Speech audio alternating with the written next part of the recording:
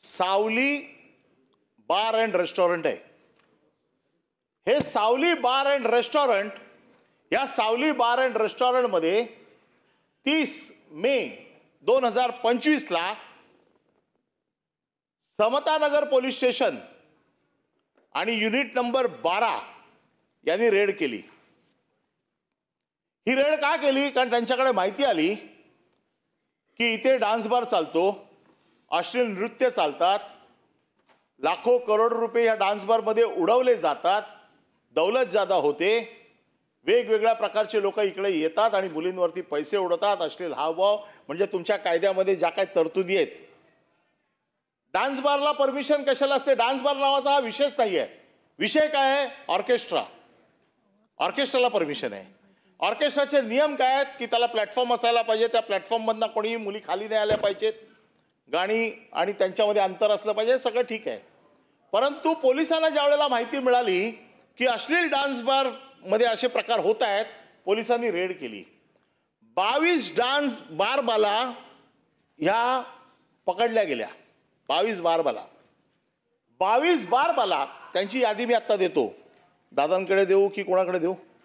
आता आपण तर उपमुख्यमंत्री, आता आपल्याचकडे देणं जास्त संयुक्त राहील. 22 बारबाला, 22 गिराईक, 4 ऑफिसचा स्टाफ, म्हणजे ते वेटर, स्टुअर्ड, हे सगळे असे मिळून सगळे लोक पकडले गेले. या लोकांवरती गुन्हा दाखल झाला. ताबडतोब सूत्र हल्ली, पुरुषांवरती गुन्हे दाखल झाले. परंतु पोलिसांनी जो काय पंचनामा केला, या पंचनाम्यामध्ये स्पष्ट लिहिलेलं आहे की किती रक्कम जमा झाली, मुली डान्स बार अश्लील हावभाव करत होत्या, गिरायकांशी लगट करत होत्या, सगळ्या प्रकारचे जे काय कृत्य तिकडे चालू होती ते पोलिसांनी रेकॉर्डिंग केली. पोलिसांनी रेकॉर्डिंग केलं, पोलिसांनी पंचनामा बनवला, केस गुन्हा दाखल झालाय. हा गुन्हा दाखल झाल्याच्या नंतर त्या मालकावरती बार मालकावरती वगैरे सगळ्या गुन्हा दाखल झाले. नंतर ती माहिती घेतली मी, मग त्याच्या पाठीमागे जाऊन तो FIR आणला, FIRची कॉपी वाचली. मग त्याच्यात असं माझ्या लक्षात आलं की हे परमिट कोणाच्या नावाने आहे. मग त्या स्टेटमेंट वाचलं. त्या स्टेटमेंटमध्ये हे लिहिलेलं आहे की हे परमिट जे आहे हे ज्योती रामदास कदम. ज्योती रामदास कदम माझ्या माहितीप्रमाणे गृहराज्यमंत्र्यांच्या मातोश्री आहेत. Conflict of interest. आता हा कॉन्फ्लिक्ट ऑफ इंटरेस्ट जो मी सविस्तर सांगू इच्छितो की एखादा मंत्री आपल्या खात्याचा पदभार सांभाळत असताना त्या खात्याशी संबंधित असलेला व्यवसाय करू शकतो का? माझ्या आईची बदनामी करायचा प्रयत्न केला, ज्या गोष्टीचा माझ्या आईचा काहीही संबंध नाही.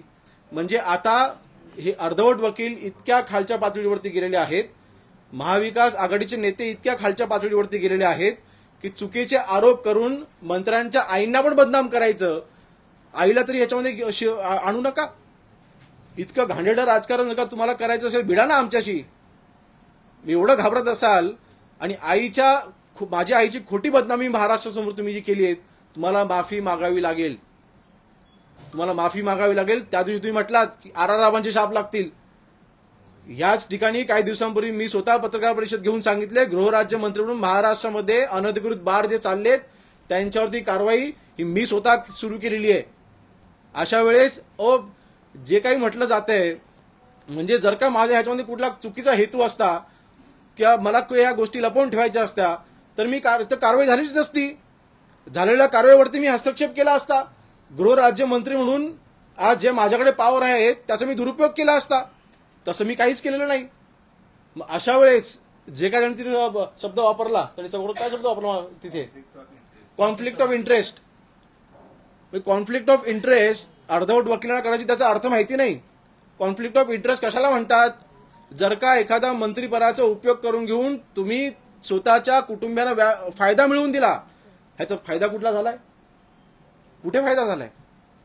म्हणून फक्त बदनामी करायची आणि आमच्या कदम कुटुंबियांचं नाव खराब करायचा प्रयत्न करायचा, माझ्या आईचं नाव खराब करायचा तुम्ही प्रयत्न जो केलेला आहे, तुम्हाला 100% महाराष्ट्रामध्ये सगळ्या माता भगिनींचे शाप लागतील.